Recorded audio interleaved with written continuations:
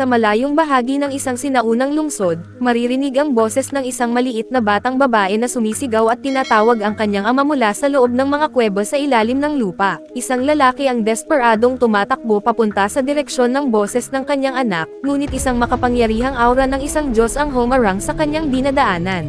Maya-maya, nalaman na panaginip lamang pala iyon ni Guanning. Mahigit 6 years nang nawawala ang kanyang anak na si Tangerine. Araw-araw siyang naghihintay sa tuktok ng burol. Hindi nagtagal, may isang truck na dumaan sa kalsada. Nang makita niya ito, agad siyang nanginig sa matinding galit. Dahan-daang umaandar ang dalawang lalaki sa loob ng truck habang nababalot ng makapal na hamog ang paligid. Bigla na lamang lumipad ang napakaraming bato patungo sa sasakyan, binasag ang windshield at tinamaan pati ang mga side mirror. Dito nabunyag na si Guanning ang may kagagawan ng pag-atake. Sunod-sunod siyang naghagis ng mga bato sa napakabilis na bilis, at tila nagagawa pa niyang palikuhin ang direksyon ng mga ito habang lumilipad. Dahil dito, nawalan ng kontrol ang truck at bumangga sa gilid ng kalsada. Agad namang sinugod ni Guanning ang driver at paulit-ulit itong hinampas gamit ang isang kahoy. Ipinakita niya ang larawan ng kanyang anak at pilit na pinapaamin ang lalaki kung saan nito dinala si Tangerine. Ngunit bago pa matapos ang pagtatanong, lumabas ang isa pang lalaki mula sa truck at bigla siyang pinatomba, dahilan upang makatakbo ang dalawa. Ilang sandali lang, dumating ang mga pulis at inaresto si Guanning, dahil napagkamalan nila itong isa sa mga human trafficker. Sa kabutihang palad, nang maiwang mag-isa kasama ang isang pulis, bigla niya itong inatake at nakatakas. Mabilis siyang sumakay sa sasakyan ng isang babae na tila matagal na siyang hinihintay. Kalaunan, nalaman na Ling ang pangalan ng babae. Alam nito ang halos lahat tungkol kay Guanning, kabilang na ang paulit-ulit nitong panaginip tungkol sa kanyang nawawalang anak. Dinala siya ni Ling sa kanilang opisina at ipinakita na gamit ang napakalawak na resources ng kanilang kumpanya, natunton nila ang 5 magkakaibang batang babae na posibleng anak niya. Sa kasamaang palad, dahil napakatagal na mula nang mawala si Tangerine, hindi na niya ito makilala. Dahil dito, hindi niya matukoy kung alin sa mga larawan ang tunay niyang anak. Nangako si Ling na gagamitin nila ang kanilang DNA technology upang mahanap ang anak ni Guanning. Ngunit kapalit nito, kailangan muna niyang gawin ang isang misyon para sa amo ni Ling na si Limo, na siya ring may-ari ng kumpanya. Alam ni Ling ang kakaibang kakayahan ni Guanning na kontrolin ang direksyon ng anumang bagay na kanyang inihahagis. Kaya gusto nilang ipapatay sa kanya ang isang manunulat na nagngangalang Conwen, na siya ring pangunahing tauhan sa sarili nitong nobela. Ayon sa kanila, may isang masamang Diyos na tinatawag na Redmayne sa kwento ng manunulat, at sa tuwing nasusugatan ang karakter sa nobela, bigla ring nagkakasakit ng malubha ang kanyang amo. Sinubukan na nilang pigilan ang manunulat sa pagpapatuloy ng kwento, ngunit matigas itong tumanggi. Dahil dito, napagdesisyonan ng kanyang amo na ang tanging paraan upang matapos ang sumpang ito ay ang kitilin ang buhay ng may akda. Halos hindi makapaniwala si Guanning sa napakakakaibang kwento na kanyang narinig. Ngunit wala siyang ibang pagpipilian kundi tanggapin ang alok, dahil iyon na lamang ang tanging pag-asa niyang mahanap ang kanyang anak. Habang naglalakbay sakay ng bangka, nagsimula siyang makinig sa audiobook ng manunulat. Laking gulat niya nang mapansing halos kapareho ito ng mga panaginip na matagal na niyang napapanaginipan. Sa mundong palagi niyang nakikita tuwing siya ay natutulog, ang pangunahing tauhan na si Conwen ay tumatakbo habang hinahabol ng mga bounty hunter na gumagamit ng mga supernatural na kapangyarihan. Kahit sugatan na siya, patuloy pa rin siyang tumatakbo hanggang sa marating niya ang gilid ng isang bangin, kung saan napapalibutan na siya ng mga kalabang nais siyang patayin. Sa kabutihang palad, biglang dumating ang kanyang kapatid na babae upang iligtas siya. Gamit ang kanyang sibat, mabilis nitong pinaslang ang mga umaatake. Sinabihan niya ang kanyang kapatid na tumakas palabas ng lungsod. Pagkatapos, itinulak niya ito pababa sa bangin, dahilan upang mahulog si Conwen sa ilog sa ibaba. Samantala, mag-isang hinarap ng babae ang mga humahabol. Sunod-sunod niyang hiniwa ang mga kalaban at mahusay na iniwasan ang bawat pag-atake gamit ang kanyang kahanga-hangang liksi. Marami siyang napatay na mga sundalo, habang ang kanilang pinuno ay tahimik lamang na nagmamasid mula sa malayo at naghihintay ng tamang pagkakataong umatake. Hindi nagtagal, sumugod ang matandang pinuno at malakas na inatake ang babae. Sa lakas ng kanyang suntok, napaatras niya ito ng malayo. Kasabay nito, nakabawi na si Conwen matapos mahulog sa tubig. Ngunit sa halip na sundin ang utos ng kanyang kapatid, nagsimula siyang umakyat pabalik sa bundok dahil hindi niya kayang iwan ang kanyang pamilya. Pagbalik niya sa itaas, nadatnan niyang malubhang sugatan ang kanyang kapatid.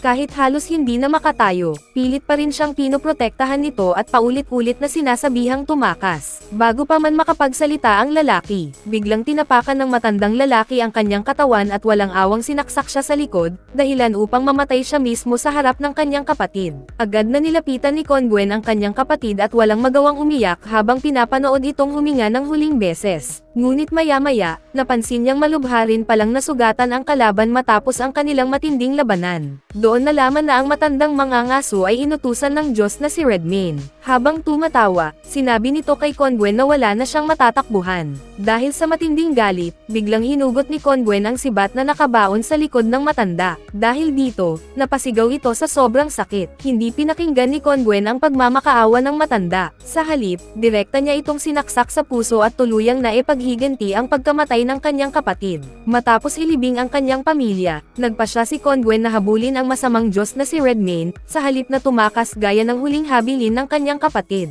Ayaw na niyang manatiling biktima habang buhay. Ngunit bago pa siya makaalis, biglang nagkahiwa-hiwalay ang baluting suot ng napatay na mangangaso at kusang lumipad patungo sa kanya. Kumapit ito sa kanyang katawan na parang isang parasito at unti-unting pumasok sa kanyang mga ugat. Biglang lumitaw ang isang nakakatakot na mata sa gitna ng baluti. Ipinahayag nito na dati itong sumisipsip ng dugo ng matandang mangangaso bago pa ito napatay ni Conwen. Natuwa ang kakaibang nilalang sa balak ni Conwen na patayin ang isang Diyos. Dahil dito, sinabi nitong sasamahan siya sa kanyang paglalakbay bilang isang tagamasid at itinuro pa ang daan patungo sa templo ni Redmayne. Samantala, dumating na si Guanning sa lungsod kung saan nakatira ang manunulat. Hindi nagtagal, nakita niyang palabas na ito ng kanyang bahay. Palihim niya itong sinundan upang makahanap ng pagkakataong mapag-isa ang manunulat at maisagawa ang kanyang misyon. Ngunit sa halip, dinala siya nito sa isang silid-aklatan. Dahil wala na siyang ibang magawa, kumuha siya ng isang libro at nagpanggap na nagbabasa upang hindi mahalata. Gayunpaman, agad siyang napansin ni Conwen dahil halos wala ng ibang tao sa loob ng silid-aklatan.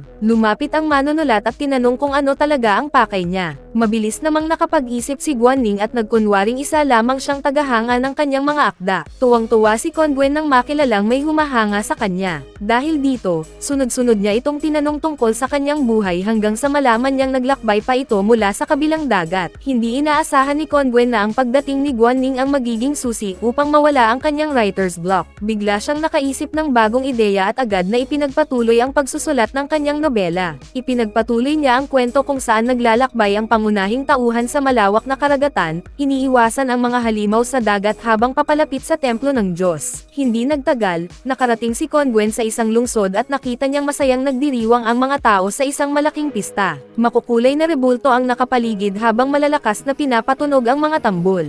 Dahil hindi niya alam ang nangyayari, sinundan niya ang mga tao hanggang sa pinakadulong bahagi ng bayan. Pagdating niya roon, bumungad sa kanyang harapan ang napakalaking rebulto ng Diyos na si Redmayne na nakatayo sa gitna ng lugar. Nagsimulang lumuhad ang mga tao at sambahin ang Diyos sa pamamagitan ng walang tigil na pagyuko sa napakalaking rebulto nito. Maya-maya, itinaas ng rebulto ang isang kamay at itinuro ang kalapit na bayan. Labis na nagulat si Conwen nang makita niyang sabay-sabay inilabas ng mga tao ang kanilang mga sandata habang paulit-ulit na sumisigaw sa pangalan ni Redmayne. Handa silang lusubin at patayin ang kanilang mga kapitbahay. Ipinaliwanag ng demonyong baluti na ang Diyos na si Redmayne ay nabubuhay sa pagdurusa ng mga tao. Siya rin ang may kagagawan sa pagkawasak ng halos lahat ng mga lungsod, kaya dalawa na lamang ang natitirang nakatayo. Hindi nagtagal, sabay-sabay na sumugod ang mga mandirigma sa digmaan. Mula sa kabilang panig, desperadong pinana sila ng mga mamamana, dahilan upang marami ang bumagsak at mamatay sa ilalim ng napakaraming palaso.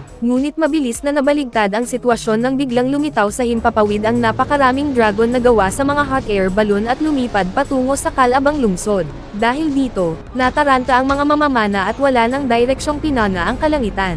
Mula sa likod ng mga lumipad na dragon, naghagis ang mga mandirigma ng maraming banga na puno ng alkitran.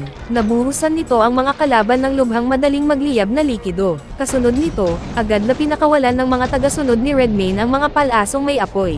Tinamaan ang tarangkahan ng lungsod at sa loob lamang ng ilang sandali, nilamon ng napakalaking apoy ang buong lugar. Puno ng pandidiri si Conwen habang pinapanood ang mga taong nagsisigawan at unti-unting nasusunog ng buhay, dahil lamang sa kalupitan ng masamang Diyos. Pagkatapos ng mabangis na labanan, pumasok siya sa loob ng lungsod at nakita niyang abala ang mga mandirigma sa pandarambong at walang awang pagpatay sa sino mang kanilang madaanan. Bago pa niya lubos na maunawaan ang nangyayari, biglang umalangaw-ngaw ang tunog ng isang battle horn mula sa malayo. Agad na lumuhad sa takot ang mga tao habang dumarating ang ilang kabalyerong nakasuot ng matingkad na pulang baluti sakay ng kanilang mga kabayo. Habang nagtatago sa likod ng mga gusali, napansin ni Conwen na ang watawat ng mga kabalyero ay kapareho ng simbolong nakita niya sa mga mangangaso. Dito niya napagtanto na mga alagad pala sila ng Diyos na si Redmayne. Muling pinatunog ng mga kabalyero ang kanilang battle horn habang papalayo. Dahil dito, nagtakbuhan ang mga tao sa matinding takot habang nagsisigaw ang ipinatutupad na ang curfew. Samantala, pilit namang inilalayo ni Guanling ang manunulat mula sa mataong lugar upang magkaroon siya ng pagkakataong patayin ito nang walang makakakita. Nakarating sila sa isang abandonadong bukirin na napapalibutan ng matataas na halaman. Habang naroon, biglang nakarinig si Conwen ng isang malungkot na lullaby na nagmumula sa malayo, ngunit dahil sa labis na tensyon, hindi man lamang ito napansin ni Guanling.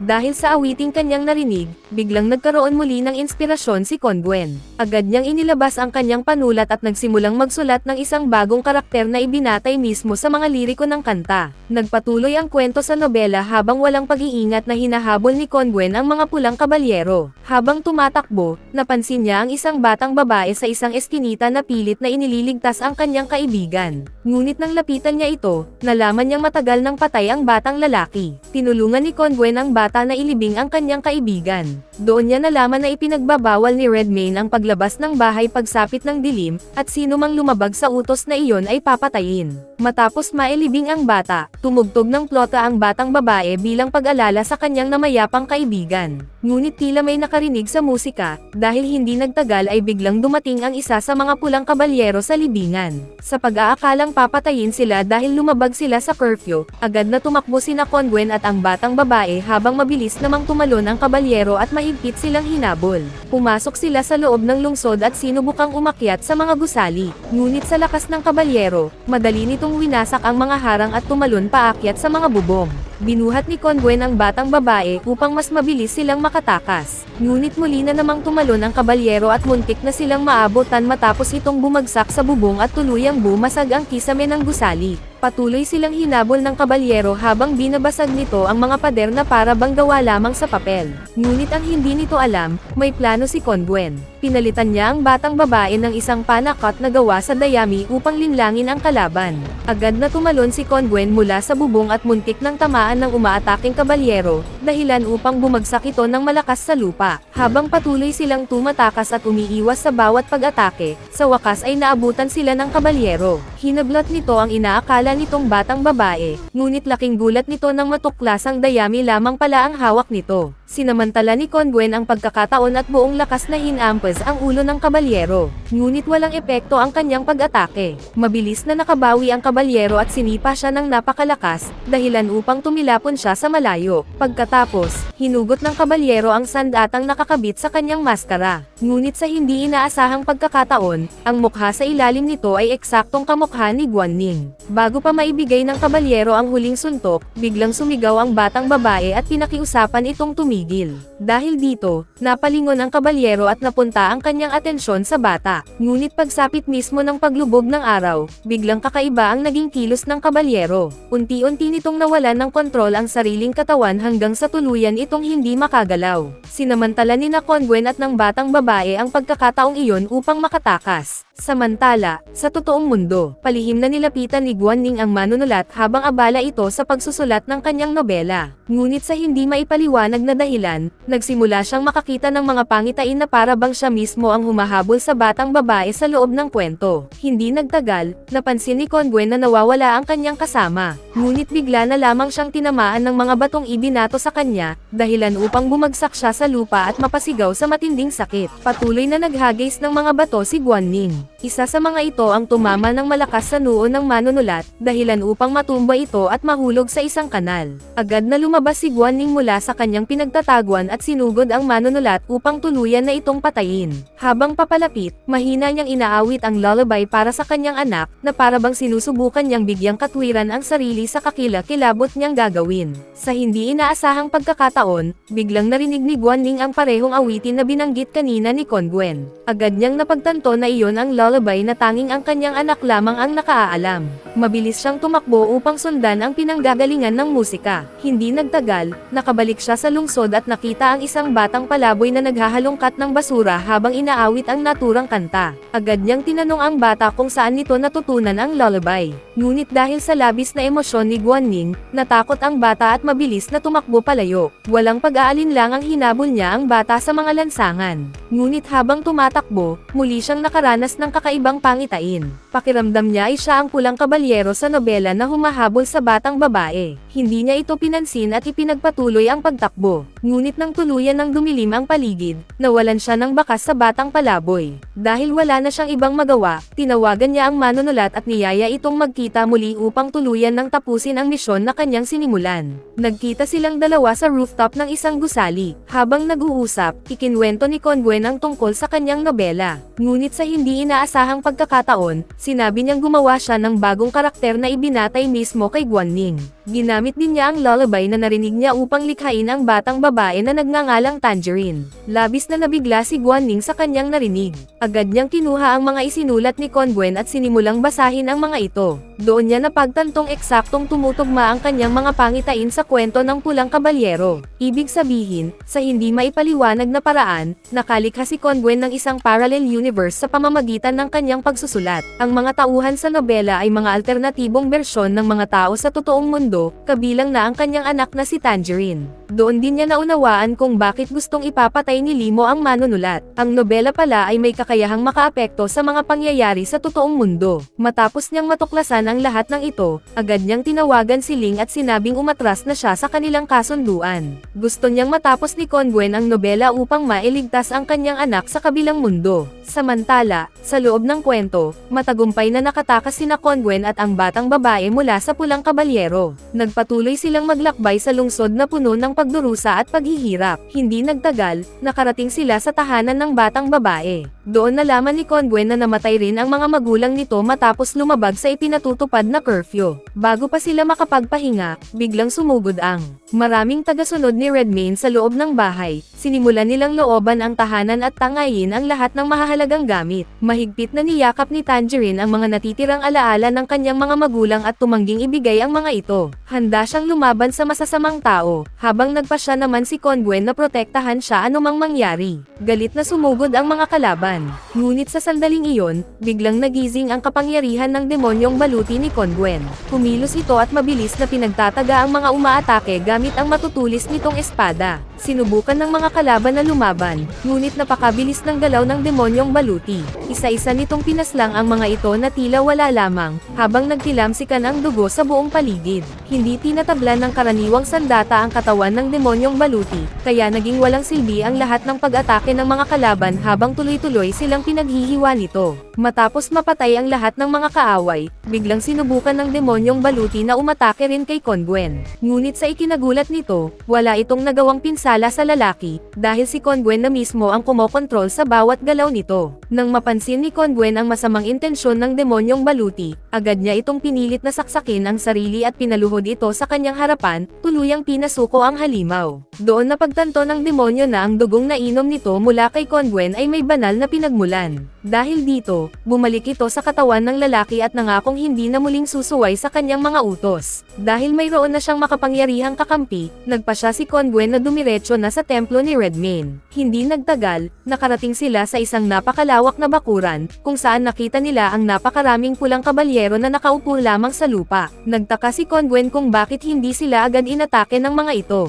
Maingat siyang lumapit at napansin niyang wala man lang silang anumang reaksyon. Sinubukan niyang itulak ang ilan sa mga mga kabalyero, at isa-isang natumba ang mga ito na para bang mahimbing na natutulog. Doon niya nalaman na ang tunay na dahilan ng curfew ay upang maitago ang lihim ng mga pulang kabalyero, dahil tuwing lumulubog ang araw ay tuluyan silang hindi na nakakagalaw. Nagpatuloy sila sa paglalakad hanggang sa makapasok sa isang napakalaking gusali. Sumigaw si Congwen at hinamon si Redmayne na magpakita, ngunit walang sumagot maliban sa malalakas na tunog na tila mga tambol sa paligid. Biglang may napansin si Tangerine na nakakatakot. Ang napakalaking rebulto sa kanilang harapan ay unti-unting nagsimulang gumalaw. Doon nila napagtanto na ang tunog na kanilang naririnig ay hindi pala mga tambol, kundi ang napakalalakas na tibok ng puso ng higanteng Diyos. Unti-unting itinaas ni Redmayne ang kanyang mga braso habang nagbibitakan at nalalaglag ang mga batong bumabalot sa kanyang katawan dahil sa lakas ng bawat tibok nito. Pagkatapos, dinampot niya ang isang napakalaking bato at ibinato ito sa mga haligi ng gusali, dahilan upang mabagsakan ang daanan at tuluyang maisara ang tanging labasan. Ipinakita nito ang nakakatakot na lakas na kanyang taglay. Agad na sumugod ang higanteng Diyos kina Congwen at Tangerine. Dahil sa napakalaki nitong katawan, napuno ng takot ang dalawa habang nakatitig ito sa kanila. Maya-maya, naamoy ni Redmayne si Congwen na parang isang mabangis na hayop. Hindi nagtagal, nakumpirma nitong anak pala ito ni Tian, ang dati nitong matalik na kaibigan at pinakamalaking karibal. Sa sandaling maalala nito si Tian, agad na nagngit-ngit sa galit si Redmayne. Hinamon niya si Congwen na ipaghiganti ang kanyang ama. Sinabi pa nitong ipapakita niya ang mismong lugar kung saan niya pinatay si Tian upang magawa rin niyang patayin ang anak nito sa eksaktong parehong paraan. Samantala, sa totoong mundo, dinala ni Guanning ang manunulat pabalik sa kanyang bahay upang matapos nito ang pagsusulat ng nobela. Habang naghihintay, napansin niya ang isang litrato ni Limo na nakapatong sa isang stand. Doon niya nalaman na ang ama ni Congwen ay dating kasosyo sa negosyo ni Limo. Ayon sa kwento, namatay ito sa isang trahedya habang naroon din si Limo sa pinangyarihan. Dahil dito, nagsimulang maghinala si Guanning na mas madilim ang tunay na motibo ni Limo kaysa sa kanilang inaakala. Agad niyang sinabi kay Congwen na mag-impake na sila upang lumipat sa mas ligtas na lugar. Ngunit ang hindi nila alam, narinig ni Ling ang kanilang pag-uusap. Doon niya rin napagtanto ang tunay na balak ng kanyang amo na itago ang katotohanan tungkol sa pagkamatay ng kanyang dating kasosyo, na malamang ay hindi aksidente. Kaagad niyang tinawagan si Limo at hinarap ito upang malaman ang buong katotohanan. Ngunit sa halip na sumagot, binantaan lamang siya ng negosyante at sinabing masamang kapalaran ang naghihintay sa sino mang magtataksil sa kanya. Pagkatapos ng kanilang pag-uusap, bumalik si Ling sa kanyang sasakyan at itinapon ang kanyang telepono. Nagpasya na rin siyang huminto sa pagtatrabaho para kay Limo. Ngunit bago pa siya makaalis, bigla siyang inatake ng isa sa mga tauhan ni Limo. Samantala, dinala naman ni Guanning si Congwen sa silid-aklatan upang maipagpatuloy nito ang pagsusulat ng nobela. Habang abala ang manunulat, naghanda si Guanning sa posibleng pag-atake sa pamamagitan ng paglalagay ng maraming golf ball sa kanyang bag. Gaya ng kanyang inaasahan, natunton sila ng mga asasin ni Limo at agad siyang sinalakay pagdating nila sa gusali. Nagawa ni Guanning na malinlang ang isa sa mga asasin at direktang natamaan ito sa ulo gamit ang isang golf ball. Ngunit halos walang epekto ang pag-atake dahil mabilis ding nakabangon ang kalaban. Samantala, binuhusan siya ng tubig ng asasin na may kakayahang kumontrol ng kuryente, saka siya pinakawalan ng napakalakas na boltahe ng kuryente. Dahil dito, napilitan si Guanning na tumakbo at isinugod ang sarili sa isa pang asasin, dahilan upang pareho silang bumagsak sa sahig. Patuloy niyang inihagis ang mga golf ball sa kanyang mga kalaban. Ngunit kinuha ng asasin na may kapangyarihan sa kuryente, ang isang napakalaking bentilador at buong lakas na isinugod ito sa kanya upang tataran siya. Sa kabutihang palad, matagumpay na napigilan ni Guanning ang dalawang asasin ng sapat na oras upang makahanap ng pagkakataong makatakas. Ngunit hindi nagtagal, natunton din siya ng asasin na may kapangyarihan sa kuryente at naipit siya sa isang lugar na wala nang matatakbuhan. Dahan-daang lumapit ang asasin upang tapusin siya. Ngunit nang mahawakan nito si Guanning, bigla na lamang bumalik ang kuryente sa sarili nitong katawan at malakas itong tumilapon sa kabilang bahagi ng silid. Doon nabunyag na pinaghandaan na pala ito ni Guanning. Sinadya niyang balutin ng insulating material ang kanyang mga kamay upang hindi siya tablan ng kuryente at maibalik ang pinsala sa kalaban. Agad siyang bumalik sa lobby at sinamantala ang pagkakataong hindi nakatingin ang isa pang assassin. Isang malakas na hampas ang kanyang pinakawalan at tuluyang pinabagsak ang kalaban. Ngunit nang akala niyang tapos na ang laban, biglang nagturok ng isang serum ang assassin sa sarili nito. Sa loob lamang ng ilang sandali, nagkaroon ito ng napakalaking lakas. Nagliparan ang mga kasangkapan sa paligid habang tila isang mabangis na halimaw itong tumalon. Mabilis nitong sinugod si Guanning, iniwasan ang lahat ng ibinabatong golf ball, at malakas siyang isinuntok hanggang sa tumama siya sa pader. Sa kabutihang palad, nagkamalay si Ling at nagawang makalaya. Habang parang basahang laruan na pinagtatapon si Guanning ng napakalakas na assassin, tumalon si Ling sa likod ng assassin at paulit-ulit itong sinaksak. Ngunit halos walang epekto ang kanyang mga pag-atake. Patuloy man siyang lumaban at ilang beses pa itong sinaktan, hindi niya kayang pantayan ang napakalaking lakas ng kalaban. Sa huling sandali, muling kumuha si Guanning ng 2 golf ball at sabay na inihagis ang mga ito sa assassin. Sinubukan ng kalaban na salagin ang mga lumilipad na bola, ngunit hindi nito alam na isang trick shot ang inihanda ni Guanning. Nagbanggaan ang 2 golf ball sa tamang sandali at tumama ng napakalakas sa assassin, dahilan upang mawalan ito ng malay. Samantala, sa kabilang mundo, sinundan ni Conwen si Redmayne hanggang sa isang malawak na kapatagan kung saan nakatayo ang isang napakalaking puno sa gitna. Sinabi ni Redmayne na sa lugar na iyon niya pinatay si Tian, upang araw-araw niyang maalala ang pagtataksil ng dati niyang matalik na kaibigan. Biglang sumugod ang higanteng Diyos at inatake si Conwen gamit ang napakalaki nitong kamao. Agad namang humiwalay ang demonyong baluti sa katawan ni Conwen, at sabay silang sumugod upang harapin si Redmayne. Sunod-sunod nilang tinaga ang mga binti ng higanteng Diyos. Ngunit mabilis ding nakaiwas si Redmayne at ipinakita ang nakakagulat nitong bilis sa kabila ng napakalaki nitong katawan. Kaagad itong gumanti at malakas na sinipa si Conwen.